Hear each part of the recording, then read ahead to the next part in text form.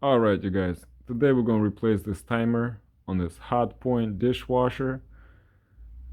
Most GE dishwashers are like this. Well, the older ones. You can see the dishwasher is a little dirty, but that's just your average dishwasher. So, how do we know that it's the timer that we need to replace? We're not just trying to throw parts at these appliances. So what's going on, it will just stop. It will stop during cycle, and that timer is not going to advance anywhere, and the dishwasher will just sit there not doing anything. Now if you advance it by hand, then it'll wash, it'll drain, it'll do everything it's supposed to do. But that's if you advance it by hand. So yeah, now we know we need to replace the timer on this dishwasher. Before you touch the appliance, you need to cut off the electricity. Now let's assume you did that. In order to remove the timer and replace it, we need to remove this white plastic liner from the inside of the door. In order to do that, we need to remove these screws around it. There are 7 of them. Pay attention where you remove them from, because most of the time there's like 2, 3 different kind of screws. So there were 7 screws holding the liner on the inside of the door. As you can see, there's 2 kind of screws in there.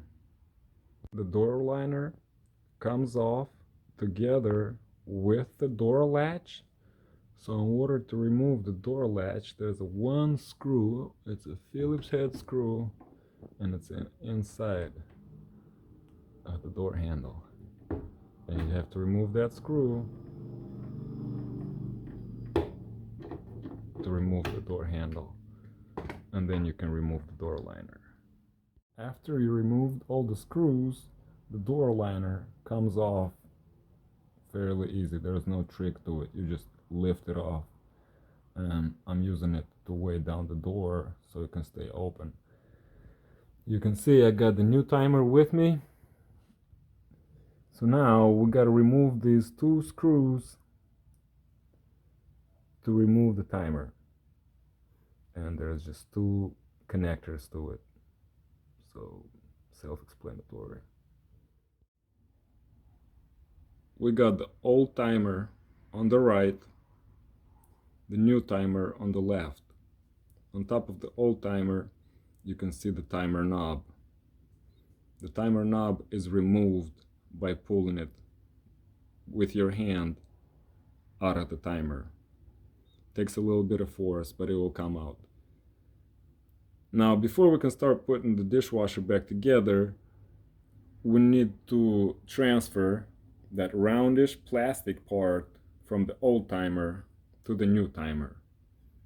And we just put it back together, just following the same steps we did until now, but in reverse. To make the process of putting the dishwasher back together as easy as possible, you need to make sure that that timer is on the off position. Just like with every other appliance, when you're done fixing it, when you're done replacing parts, you go ahead and turn on the electricity, start a cycle, and watch it to make sure that it works properly. And as you can see in this case, our dishwasher is fixed and it works properly. Thanks for watching, you guys. Catch you next time.